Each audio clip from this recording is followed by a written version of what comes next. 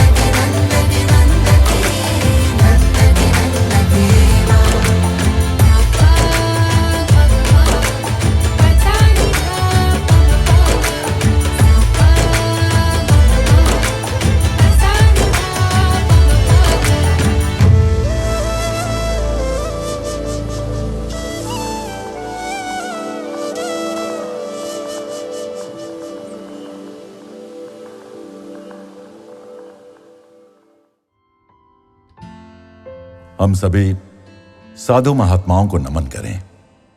इतना तो हमारी संस्कृति ने पढ़े लिखे अनपढ़ सबको सिखाया है। उनकी अवस्था को समझना तो हमारे बस की बात नहीं है, किंतु शास्त्र बताते हैं कि जीवन मुक्त महात्माओं में अवधूत श्रेणी के परमहंस महात्मा विरले होते हैं। अक्सर किसी नंग धड़ंग उन्मत्त साधु को लोग अवधूत कह देते हैं, लेकिन शास्त्रों की माने तो अवधूत वो नहीं जिसने अपने कपड़े उतार फेंके हों। किसी हद तक वो भी संभव है, क्योंकि उसने तो पंचभूतों से बने शरीर को ही उतार फेंका है। वो अब जो पहनता करता है सो लोक संग्रह के लिए। स्वयं अवधूत शिरोमणि दत्तात्रेय महाराज के शब्दों में अ यानी अक्षर जो अविनाशी तत्व है, व यानी वरेण्य उत्तम ज्ञानी, धू अर्थात जिसने इस दुनिया के सारे मोहबंधन काट डाले हैं, और त यानी जो तत्वमसी लक्ष्यार्थ की जलती फिरती मूर्त है। उसके लिए कुछ पाना शेष नहीं है। उसके लिए निज स्वरूप उतना स्पष्ट और सहज है जितना हमारे लिए जगत करामल कवत। उसे आश्चर्य होता है कि हम कैसे उस तत्व को नहीं देख पाते जो हम हैं। हमारी परम पूजनीय अम्मा भी इसी श्रेणी की महात्मा है और परम प्रेमवश हमसे भी कहती हैं, पिब वत्स कलातीतम अद्वैतम परमामृतम।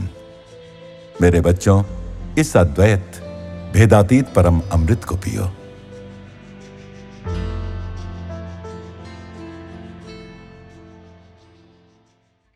प्रेम स्वरूपी आत्म स्वरूपी सभी को नमस्कार। ലോകം നമുക്ക് നൽകുന്ന അല്പസുഖത്തിന് മുന്നിൽ നമ്മൾ സംതൃപ്തരാകരുത്. ബാഹ്യലോകത്ത് നിന്ന് ലഭിക്കുന്ന സന്തോഷങ്ങൾ വന്നു പോകുന്നതാണ്. സന്തോഷത്തിൻ്റെ ഉറവിടമായ ആത്മാവിനെ അറിഞ്ഞാൽ മാത്രമേ യഥാർത്ഥ സംതൃപ്തി കൈവരിക്കാൻ സാധിക്കൂ. एक बच्चा अपने दादाजी को रोज शाम दुकान से लौटने के बाद पूजा घर में कृष्ण की पूजा करते देखता था। एक दिन उन्हें घर आने में देरी हो गई तो अपने आप बच्चा जाकर पूजा करने लगा। उसने कृष्ण की मूर्ति के सामने दीपक जलाया और कई अगरबत्तियां भी जलाईं। दादाजी आए तो देखा पोता पूजा कर रहा है। वो कौतूहलवश किवाड़ के पीछे छिपकर ध्यान से पोते को देखने लगे। बच्चा प्रार्थना कर रहा था, हे कृष्णा, मेरे दादाजी को हमेशा स्वस्थ रखना। उनकी कमर का दर्द ठीक कर दो। उनको कुछ हो गया तो मुझे रोजाना चॉकलेट कौन लाकर देगा? मेरे माता पिता की रक्षा करना भगवान। उन्हें कुछ हो गया तो मेरा पालन पोषण फिर कौन करेगा? भगवान, मेरे दोस्तों की भी रक्षा करना। मेरे साथी नहीं होंगे तो मेरे साथ खेलने को कौन आएगा? हमारे प्यारे टॉमी कुत्ते की भी रक्षा करना। वो कुशल रहे, उसे कुछ हो गया तो फिर कौन हमारी चोरों से रक्षा करेगा? कान्हा, सबसे पहले तुम्हें अपना ध्यान रखना होगा, क्योंकि तुम्हें कुछ हुआ तो हम सबकी रक्षा करने वाला दूसरा है ही कौन? ऐसी मधुर सरल प्रार्थना सुन दादाजी की आंखें भर आईं। उसकी निष्कलंकता ने दादाजी का दिल छू लिया। उस बच्चे के लिए पूजा घर के वो कृष्ण काल्पनिक नहीं बल्कि सत्य थे। ऐसी निष्कलंकता के अभाव के चलते हम ईश्वर को अनुभूत नहीं कर पाते। बाल कृष्ण के घर बहुत दूध था पीने को, लेकिन उसे तो भाता था सीधे गाय के थन से दूध पीना। माँ तो शायद हमेशा न दे। इसी तत्व को दर्शाने के लिए घर का दूध न पीकर कृष्ण सीधा गाय के थनों से स्व प्रयत्न से पीने लगे। हम तुच्छ सांसारिक विषय सुखों से संतुष्ट होकर न बैठ जाएं। सांसारिक सुख क्षण भंगुर हैं, झूठे हैं। सुख के स्रोत आत्मा को जान लेंगे तभी सच्ची संतृप्ति होगी। कदाचित अपने कर्मों से भगवान हमें ये शिक्षा दे रहे हैं। उन्होंने मानव को आलस से छोड़कर कर्म में निरत रहने का पाठ पढ़ाया, कर्मरत रहने पर बल दिया। अपने लाभ हेतु न सही, जगत के लाभ हेतु कार्यरत रहना सिखाया। अम्मा को एक कहानी याद आती है। एक किसान के पास कुछ बहुत सारी जमीन थी, कई एकड़। मुर्गियां, बतखें, गौएं और भी कई पशु थे। उस इलाके में आंधी तूफान अक्सर आते। बूढ़ा किसान अकेले संभाल नहीं पाता था, तो विज्ञापन डाला मजदूर चाहिए। तूफानों के कारण कोई भी वहां आने को तैयार न था। आखिर एक आदमी आया। मैं कर लूंगा बोला। किसान ने उससे कहा, कभी कभी यहाँ आंधी तूफान आते हैं, तब तुम क्या करोगे? युवक बोला, सर, आंधी तूफान में भी मैं आराम से सो सकता हूँ। ये पागल तो नहीं, किसान ने सोचा। कोई मदद को मिल नहीं रहा था और किसान खुद कर नहीं पाता था, इसलिए उसे फार्म की चाबियां देकर किसान ने उसे अपने पास नौकरी पर रख लिया। युवक काम करने लगा। किसान कभी कभार जाता। प्रायः मौसम खराब होता तो पहले से ही तूफान की चेतावनी समाचारों में आने लगती, ताकि सब लोग सावधान हो जाएं। एक रात बिना किसी चेतावनी के तूफान आ गया। घर बैठा बूढ़ा किसान क्षुब्ध हो उठा, क्योंकि तूफान बिना दस्तक दिए आया था। अरे, सब नष्ट हो गया होगा, क्योंकि सारी फसल तो बाहर कटी पड़ी थी। कितनी गौएं हैं, मुर्गियां हैं, बतखें हैं। हे मेरे भगवान, क्या हाल हुआ होगा उनका। बेचैनी बढ़ने लगी तो वो लड़खड़ाता हुआ सा गिरता पड़ता फार्म पर जा पहुंचा। वहां पहुंचकर देखा मजदूर तो मजे से सो रहा था। किसान ने उसे कंधों से झिंझोड़ कर कहा, इतने भयंकर तूफान में तुम सो रहे हो, उठो उठो, कहकर वो उस पर चिल्लाने लगा। तुमने तूफान देखा नहीं, तुम सो कैसे सकते हो? चलो उठो अब। सर, मैंने तो पहले ही आपको बताया था कि मैं तूफान में भी शांति से सो सकता हूँ। ये मेरा नींद का समय है, समझे? अभी मैं नहीं आ सकता। किसान ने खेत में पहुंचकर देखा तो सारी फसल अच्छे से तरपाल में बांध कर रखी थी। मुर्गियां सुरक्षित दड़बे में बंद थीं। गौएं अपने बाड़े में थीं। सब कुछ व्यवस्थित सुरक्षित था। तूफान की चेतावनी नहीं थी, पर मजदूर व्यवस्थित था, इसलिए वो तूफान के समय बौखलाया नहीं, शांत रहा। उसने समय रहते तैयारी करके रखी थी, इसलिए वो प्रतिकूल परिस्थिति का समत्व एवं शांति के साथ सामना कर पाया। कुछ नष्ट नहीं हुआ। ईश्वरार्पण बुद्धि सहित समुचित कर्म में निरत व्यक्ति को कोई पराजित नहीं कर सकता। उसकी शांति बनी रहेगी।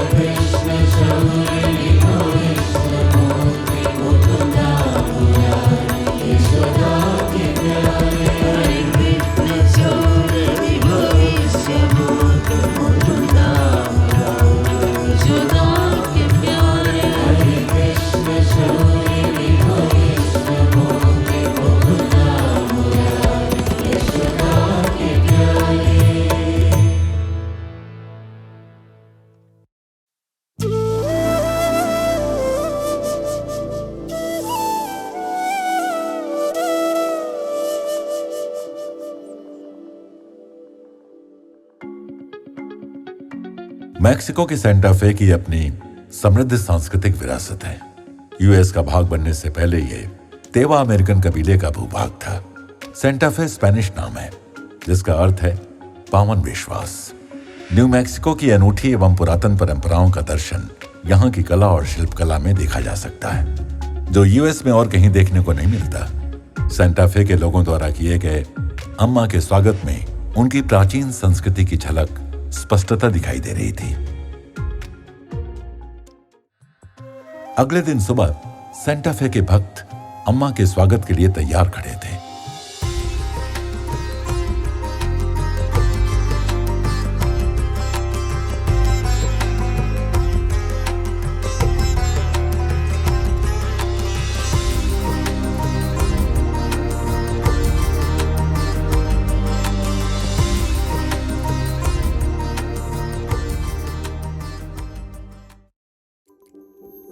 संयोगवश सेंटा फे का कार्यक्रम अंतर्राष्ट्रीय योग दिवस के दिन था, इसलिए सब उपस्थित लोगों को अम्मा के साथ योगा सीखने और अभ्यास करने का अनोखा अवसर मिला। जो योगासन सिखाए गए थे वे सरल थे ताकि सब अभ्यास कर सकें। इस अवसर पर अपने संक्षिप्त सत्संग में अम्मा ने कहा, यदि हम अपने मन को एक ही बिंदु पर एक ही दिशा में एकाग्र करें तो हम असीम ऊर्जा पैदा कर सकते हैं। हमारे प्राचीन ऋषि मुनियों ने एकाग्रता के साथ तप किया और इतनी शक्ति अर्जित की, जैसे सूर्य की किरणों को आवर्धक लेंस द्वारा एक बिंदु पर एकत्रित करें तो रुई जल सकती है। यही बात हमारी आंतरिक शक्तियों पर भी लागू होती है। हम निष्ठापूर्ण एकाग्रता शक्ति अर्थात योग द्वारा इनका आह्वान कर सकते हैं। सत्र के अंत में अम्मा ने सबको अपनी अपनी समस्याएं भुलाकर हंसने को कहा। वहां उपस्थित सब लोगों को इस अवसर के भागी होने पर आनंद और सम्मान का अनुभव हुआ। योगा के बाद अम्मा ने सबको ध्यान करवाया।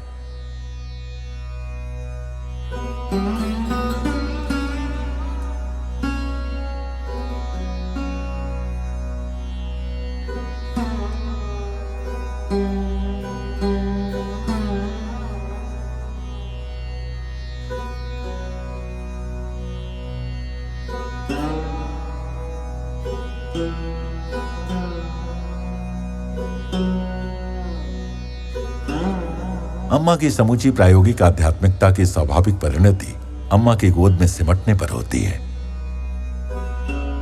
अम्मा यहां केवल सत्य का प्रतिपादन करने नहीं आई। अम्मा चाहती हैं कि उनके बच्चे अपने अंदर भगवत भक्ति की उन्मत्तता की संभावना का अनुभव करें, ताकि उन्हें इसके लिए प्रयासरत रहने की प्रेरणा एवं शक्ति मिले। अम्मा का दर्शन उनमें इस आध्यात्मिक संभावना को एक निरंतर प्रकाश को जागृत करके पूर्ण मुक्ति की ओर उनका मार्ग प्रशस्त करता है।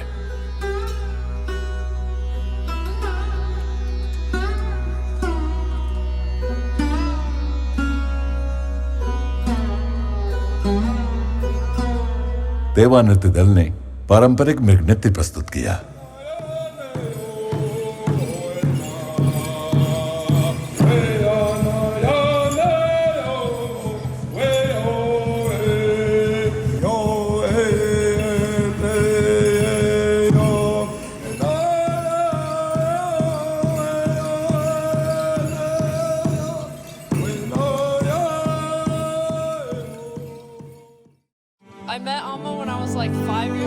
मैं 5 वर्ष की थी जब अम्मा से मिली। उसके बाद से मैं यहाँ हर वर्ष आती हूँ। मेरे माता पिता कई वर्षों से अम्मा के साथ हैं। मैं भी 2 बार भारत गई हूँ। अम्मा ने मुझ पर गहरी छाप छोड़ी है। अम्मा ने मेरे परिवार पर बहुत दया की है, इसलिए मैं अम्मा से अलग नहीं हूँ। ऐसी कई यादें हैं जो मुझे उनके जैसा बनाती है। भारत स्थित आश्रम में कुछ वर्ष बिताने के पर कुछ विशेष बातें, जैसे अम्मा के कार्य, उनके द्वारा निर्मित वातावरण, वहाँ बनी कुछ सखियाँ आदि मुझे अब अपने अम्मा के संग बचपन की याद दिलाती है। तब अम्मा हम बच्चों के साथ बिल्कुल हमारी जन्मदात्री माँ की तरह ही खेलती, गाती, खाना खाती और ध्यान करती थी। दर्शन के दिन अम्मा कुछ खाए पिए बिना ही घंटों तक बैठकर अपने बच्चों को दर्शन देती रहती। मैं सोचती रह जाती हूँ कि कोई कितना भी बहादुर हो, प्रबल इच्छा शक्ति वाला हो, कभी कोई सामान्य व्यक्ति वो कर सकता है जो अम्मा कर रही है। अम्मा सामान्य व्यक्ति नहीं है। मुझे एक शब्द में अम्मा का वर्णन करना नहीं आता। अम्मा सचमुच दिव्य है। जी हाँ, यही शब्द उपयुक्त है।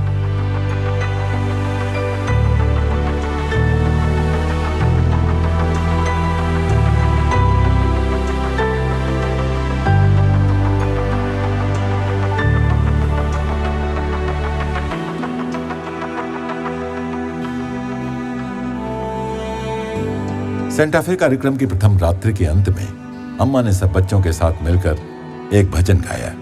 अम्मा सबको अपनी भक्तिमय परमानंद अवस्था में ले गईं।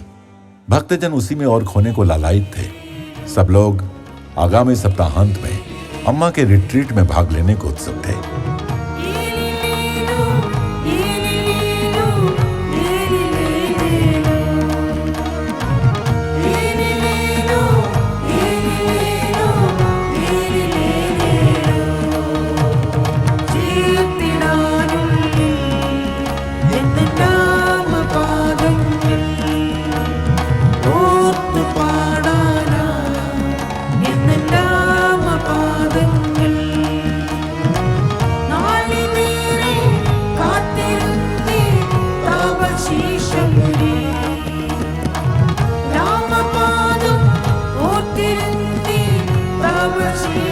Thank you.